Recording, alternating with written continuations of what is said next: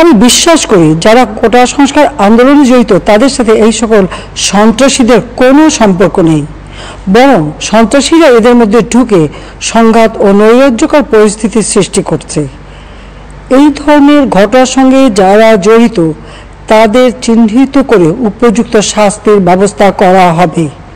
যারা হত্যাকাণ্ডের শিকার হয়েছে তাদের পরিবারের জন্য জীবন জীবিকা নির্বাহের ক্ষেত্রে যে সহযোগিতা দরকার তা আমি করব। আমি আরও ঘোষণা করছি, হত্যাকাণ্ড সহ যে সকল অনভিপ্রেত ঘটনা ঘটেছে সুষ্ঠু ও ন্যায় বিচারের সাথে সে সকল বিষয় বিচার বিভাগীয় তদন্ত করা হবে।